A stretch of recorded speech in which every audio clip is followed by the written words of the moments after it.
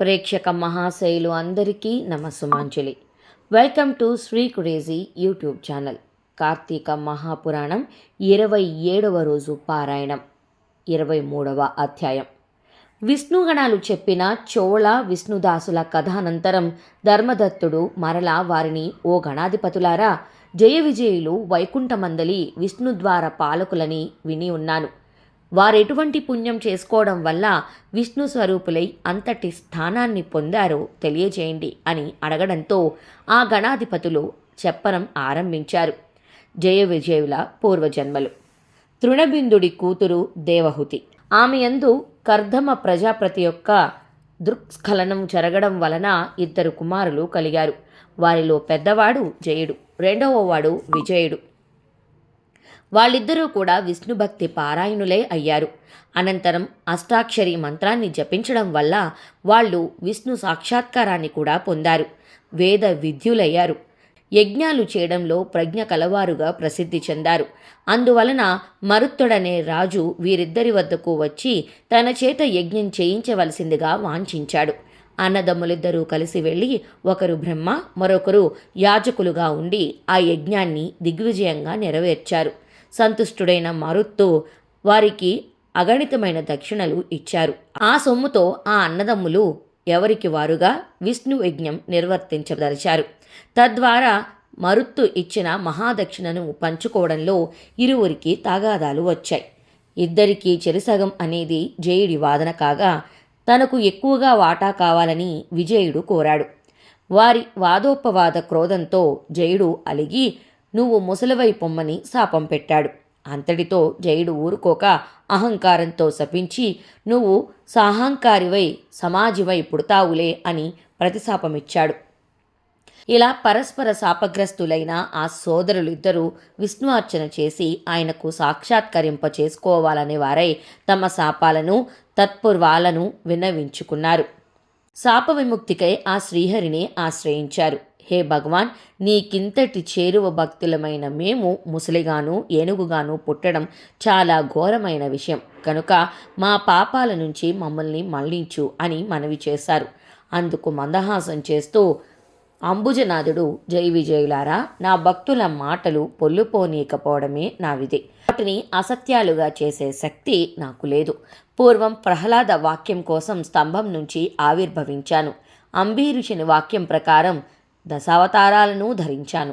అందువలన మీరు సత్యం తప్పని వారై మీ శాపాలను అనుభవించి అంత్యలో వైకుంఠాన్ని పొందండి అని ఆదేశించడంతో తదాదేశాన్ని శిరసా వహించి ఆ జయ విజయులు ఇద్దరూ గండకీ నదీ ప్రాంతాన మకర మాతాంగులుగా జన్మించి పూర్వజన్మ జ్ఞానం కలవారై విష్ణు చింతనతోనే కాలం గడపసాగారు. అలా ఉండగా ఒకానొక కార్తీక మాసం ప్రవేశించింది. ఆ కార్తీక మాసంలో కార్తీక స్నానం చేయాలనే కోరికతో ఏనుగైన జయుడు గండకీ నదికి వచ్చాడు. నీటిలోకి దిగందే తడువుగా అందులోనే ముసలిగా ఉన్న విజయుడు ఏనుగును గుర్తించి దాని పాదాన్ని బలంగా నోటగరిచాడు. విడిపించుకోవడానికి చేసిన ప్రయత్నాలు విఫలం కావడంతో గజదేహుడైన జయుడు విష్ణువును ప్రార్థించాడు. తలచిందే తడువుగా ప్రత్యక్షమైన త్రక్ష్య వాహనుడు తన చక్రాయుధాన్ని ప్రయోగించి ఆ కరి మకరాలు రెండిటినీ ఉద్ధరించి వారిని వైకుంఠ ప్రాప్తిని కల్పించాడు. తదాదిగా ఆ స్థలం హరిక్షేత్రంగా విరాజిల్లసాగింది. విష్ణు ప్రయుక్త చక్రాయుధం ఒరిపిడి వలన ఆ గండకీలోని శిలలు చక్ర చిహ్నాలతో కూడుకున్నవయ్యాయి. ఓ ధర్మదత్త, నీచే అడుగుబడిన వారైన విష్ణు ద్వారపాలకులకు జయ విజయులు వారిద్దరే. అందువలన నీవు కూడా తంబ మాత్సర్యాలకు దిగనాడి సమదర్శనుడివై సుదర్శన నాథుడి చరణ సేవలను ఆచరించు. తుల, మకర, మేష సంక్రమణాలలో ప్రాతస్నానాలు ఆచరించు. తులసీవన సంరక్షణమందు నిష్టగలవాడివై ప్రవర్తించు. గోబ్రాహ్మణులకు విష్ణు భక్తులను సర్వదా సేవించు. కొర్రధాన్యము, పులికడుగు నీరు, వంగ మొదలైన వాటిని విసర్జించు. జన్మ ప్రభుదిగా నీవు అనుష్ఠానిస్తున్న ఈ కార్తీక విష్ణువ్రతం కంటే దాన, తపో, యజ్ఞ తీర్థాలు ఏవీ కూడా గొప్పవి కావని గుర్తించుకో. ఓ విప్రుడా, దైవ ప్రీతికరమైన విష్ణు వ్రతాచారణం వలన నీవు నీ పుణ్యంలో సగభాగం అందుకోవడం వలన ఈ కలహ కూడా ధన్యురాలయ్యింది. ప్రస్తుతం మేము ఆమెను వైకుంఠానికి తీసుకుని వెళుతున్నాము అని విష్ణుగణాలు ధర్మదత్తునితో హితవాడి అతనిని పునః నియమవ్రత నిష్ఠుడిని చేసి కలహ సమేతంగా విమానయానాన వైకుంఠానికి బయలుదేరారు. నారదుడు చెబుతున్నాడు, పృథురాజా, అతి పురాతనమైన ఈ పుణ్యేతిహాసాన్ని ఏ మానవుడైతే వింటున్నాడో, ఇతరులకు వినిపిస్తున్నాడో వాడు శ్రీ మహావిష్ణువు యొక్క సంపూర్ణ అనుగ్రహానికి పాత్రుడై విష్ణు సాన్నిధ్యాన్ని పొందదగిన జ్ఞానాన్ని పొందుతున్నాడు. 23వ అధ్యాయం సమాప్తం. 24వ అధ్యాయం. నారదుడు చెప్పినంతా విని ఆశ్చర్యవంతుడైన పృథు చక్రవర్తి, హే దేవర్షి, ఇప్పుడు నీవు చెప్పిన హరిక్షేత్రం గండకీ నదులలాగానే గతంలో కృష్ణా సరస్వతి అద్యాది నదుల గురించి విన్నా. ఆ మహామహిమలన్నీ ఆ నదులకు చెందినవా లేక ఆ క్షేత్రాలకు చెందినవా? విశదపరచవా అని కోరగా మరలా నారదుడు చెప్పసాగాడు. శ్రద్ధగా విను. కృష్ణానది సాక్షాత్తు విష్ణు స్వరూపం, సరస్వతీ నది శుద్ధ శివస్వరూపం. వాటి సంగమ మహత్యం వర్ణించడం బ్రహ్మకు కూడా అసాధ్యమే అవుతుంది. కృష్ణా సరస్వతీ నదుల ప్రాదుర్భావము. ఒకానొక చక్ష్వాకు మాన్వంతరంలో బ్రహ్మదేవుడు సరిహా పర్వత శిఖరాలపై సవనం చేసేందుకు సమాయుత్తమయ్యాడు.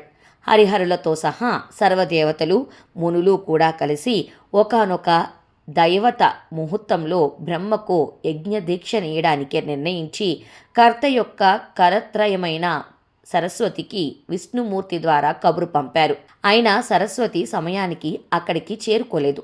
దీక్షా ముహూర్తం అతిక్రమించరాదనే నియమం వలన భృగు మహర్షి, హే విష్ణు, సరస్వతి ఎందుకు రాలేదో తెలియదు, ముహూర్తం దాటిపోతోంది, ఇప్పుడేమిటి గతి అని ప్రశ్నించడంతో శ్రీహరి చిరునవ్వు నవ్వుతూ, సరస్వతి రాని పక్షంలో బ్రహ్మకు మరి ఒక భార్య అయిన గాయత్రి దీక్షాపతిగా విధించండి అని సలహా ఇచ్చారు. ఆ సలహాను శివుడు కూడా సమర్థించడంతో భృగువు గాయత్రిని రప్పించి బ్రహ్మ యొక్క దక్షిణ భాగంలో ముందుగా ఆమెను ప్రవేశపెట్టి దీక్షా విధిని ఏర్పరిచారు. ఈ విధంగా ఋషులందరూ కలిసి హరిహరుల సమక్షంలో బ్రహ్మకు దీక్ష నేయడం పూర్తి చేయగానే అక్కడకు సరస్వతి చేరుకుంది. తన స్థానంలో దీక్షితురాలై ఉన్న సవితిని, గాయత్రిని చూసి మత్సరవతి అయి, ఎక్కడైతే పూజార్హత లేనివారు పూజించబడుతున్నారో మరియు పూజనీయులు పూజింపబడలేదో అక్కడ కరువు, భయము, మరణము అనే 3 విపత్తులు కలుగుతాయి. ఈ బ్రహ్మకు దక్షిణ భాగాన నా స్థానంలో ఉపవిష్ణురాలై ఉపవిధ ప్రజలకు కనిపించినటువంటి రహస్య నదీ రూపము పొందుగాక. ఓ బ్రహ్మ విష్ణు మహేశ్వరులారా, మీరందరూ ఈ యజ్ఞ వాటికలో ఉండి కూడా నా సింహాసనాన నాకన్నా చిన్నదానిని ఆసీనురాలిని చేశారు కనుక మీరు కూడా జడీభూత నదీ రూపాలు పొందండి అని శపించింది. ఆ సరస్వతి కృత వచనాలను వింటూనే చివ్వును లేచిన గాయత్రి దేవతలు వారించుతున్నా సరే వినకుండా, ఈ బ్రహ్మ నీకు ఏ విధంగా భర్తయో అదే విధంగా నాకు కూడా భర్తేనని విస్మరించి అకారణంగా శపించావు కనుక నువ్వు కూడా నదీ రూపాన్ని పొందు అని ప్రతిశాపమిచ్చింది. ఈ లోపల హరిహరులు వాణిని సమీపించి, మేము నదులమైనట్లమైతే లోకాలన్నీ అతలాకుతలమైపోతాయి కనుక అవివేక భూయిష్టమైన నీ శాపాన్ని మళ్లించుకోమన్నారు. కానీ ఆమె వినలేదు. యజ్ఞాదిలో మీరు విఘ్నేశ్వర పూజ చెయ్యకపోవడం వలనే నా కోప రూపంగా యాగం విఘ్నపడి ఆగిపోయింది. పలుకుల పడితినైన నా మాట తప్పదు. మీరందరూ నదీ రూపాలను ధరించి మీ అంశలు జడత్వాన్ని వహించవలసిందే. సవతలమైన నేను, గాయత్రి కూడా నదులమై పశ్చిమాముఖంగా ప్రవహించబోతున్నాము అని చెప్పింది. ఆ మాటలు వింటూనే సకల దేవతాంశలు జడలుగాను రూపాలు నదులుగాను పరిణమించాయి. ఆ సమయంలో విష్ణుమూర్తి కృష్ణానదిగా, మిగిలిన వారు ఇతరేతర నదీ రూపాలుగా మారిపోయారు. బ్రహ్మ విష్ణు మహేశ్వరులు నదులై తూర్పుముఖంగాను, వారి వారి భార్యలు నదులై పశ్చిమాభిముఖంగాను ప్రవహించనారంభించారు. గాయత్రి సరస్వతి నదీ రూపాలు సావిత్రి అనే పుణ్యక్షేత్రంలో సంగమాన్ని పొందాయి. ఈ యజ్ఞంలో ప్రతిష్ఠులైన శివకేశవులు మహాబలుడు, అతిబలుడు అనే దేవతా స్వరూపులయ్యారు.